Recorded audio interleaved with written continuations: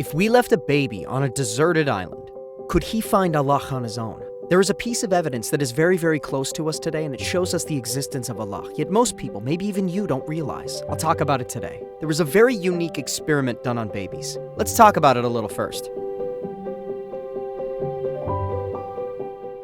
In the early 2000s at Yale University, a research was done on babies. The experiment was as follows in short. They made babies watch a play using puppets of good and bad characters. First, an episode was shown in which one puppet helped another puppet. Then an episode was shown in which another puppet prevented the help. So there were two characters. One was good and the other was bad. They wondered which one the babies would choose. Then they showed the babies these two puppets and asked them to choose one as a gift. And everyone was waiting eagerly to see whether they would choose the good or the bad puppet. Despite the factors such as getting distracted, almost all of them chose the puppet that was good. With this experiment, it was concluded that goodness is actually an inborn characteristic. There are other similar experiments as well. For example, another one is as follows. Professor Justin L. Barrett conducted a study at Oxford University with 57 academicians on children in 20 countries.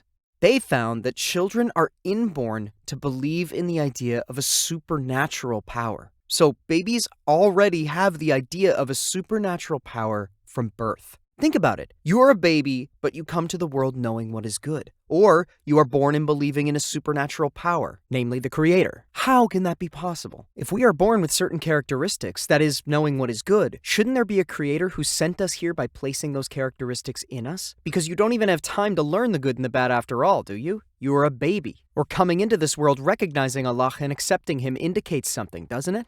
That is our topic today, a point that is missed and that many people don't realize. Today we will talk about the closest evidence that shows Allah to us, in our nature that is, within ourselves. We can also call it the evidence of nature, fitra. In other words, there is an alarm that goes off regularly in man. It constantly warns us and reminds us of Allah. In fact, there are two characteristics in human nature proving Allah's existence that even an atheist cannot remove from his world of feelings and thought. I will mention those two characteristics soon, but first, it is necessary to clarify what fitra, nature, is. Fitra is Allah's creation of beings with the ability to know Him. That is, Allah created man in such a way that he has the innate ability to turn to a Creator and to find Him. For example, as soon as a baby is born, it immediately turns towards breast milk, right? It looks as if it already knows the action of sucking, however, there is no time period to learn it. So Allah placed that deed in human nature and then sent him to this world. The characteristic of believing in Allah also exists in our inborn nature. Allah created us with this instinct so that we could easily find Him. I mean, if man just stops and reflects on this inner message, he will say, "There is Allah who created me." How do we know that? For example, let's look at the earth. There are thousands of different religions and beliefs. Even when we look at the oldest towns that have been found, for example, Göbekli Tepe, we see that there is a temple, a place of worship there. When we look at the religions of different tribes, we see the concept of believing in a supreme creator. This is what I mean. If human nature did not have the natural ability to turn towards a creator, would thousands of such religions have emerged? Of course not. Of course, misunderstandings may arise. I'm not saying they are true. Some people worship idols, but the point here is this. People unavoidably believe in something. An alarm within them reminds them of something and directs them to that something constantly. Man finds in his nature exactly what message the prophets are sent with. Just as our hunger is proof for the existence of food, our thirst indicates the existence of water and leads us to it. So too does the search within us lead us to a creator. In order to understand that there is such a characteristic in our nature, it is enough to look at our daily life. For example, if grapes are suspended from over our head, if a bunch of grapes is suspended, we will look around right away to see who did that. We won't just eat the grapes right away, would we? We would ask who produced them, because we would establish a direct link between the product and the producer. It is a characteristic in our nature. And just like the suspension of grapes, when we look at the branches of the trees and see fruits, the same question comes to mind again. Just as I asked who did that and looked for the one who suspended the grapes, I would automatically ask who provides me these fruits. So the question's still the same.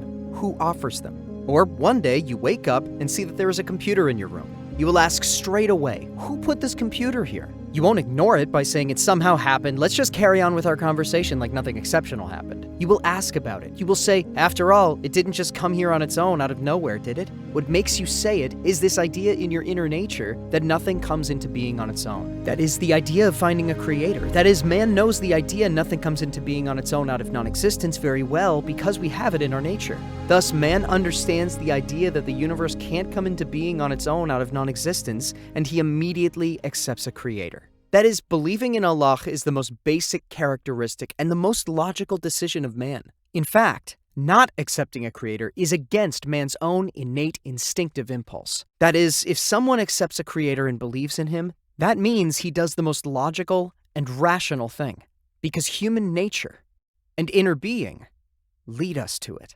So let's move on to the question we asked at the beginning. If a baby were left on a deserted island, could he find Allah on his own? Actually, we gave a little hint. His nature will lead him to a search. Who am I? I didn't exist before. There must be a being who brought me into existence from non-existence. How did all the beings around me come into existence? With dozens of questions and thoughts, he will find himself believing in a creator. The following objection may come to mind. Well, since turning to Allah exists in everyone's nature, why doesn't everybody do it? Why are there atheists? Let's answer it right away. Firstly, man has free will. And secondly, nature can be misdirected in the course of time.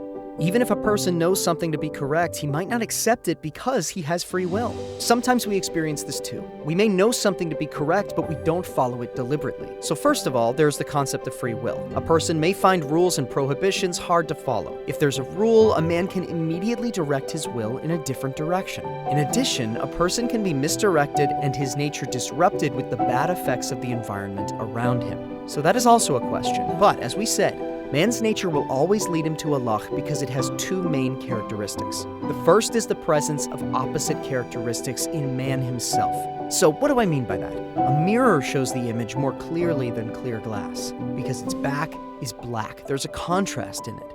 Or a match that we light reflects the light better at night, but it is not so visible during the daytime.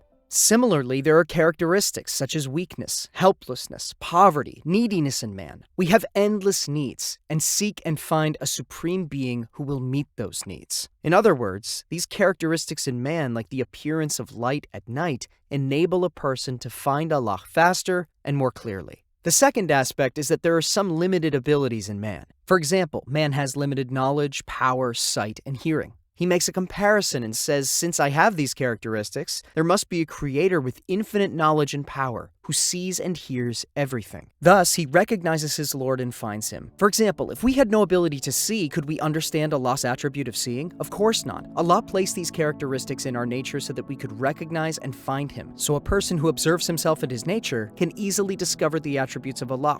In other words, fitra, nature, is a great proof that leads people to Allah. Man can also fulfill this inner search together with the Prophet, peace be upon him. In fact, one of the strongest proofs for the truth of the religion of Islam is human nature. Just as there is a perfect harmony between the key and the lock, so too there is perfect harmony between Islam and human nature. For example, the feeling of eternity in human nature is a proof for the existence of the hereafter. The desire for justice, the pursuit of justice in man, and his anger towards the oppressors prove that a court will be established in the hereafter and that paradise and hell exist, just as Islam says. Or, if someone we borrowed money from asks for more than he loaned, and that we feel disturbed by this, as proof that the prohibition of interest is compatible with nature. In other words, the nature of man is in perfect harmony with the knowledge that Islam presents. If a person looks at his nature, he can easily find Allah as well as the truth of Islam. In other words, even if a person closes his eyes, a voice inside him will always lead him to Allah. Sometimes the evidence we are looking for is very close to us. It is in us, but we don't notice it.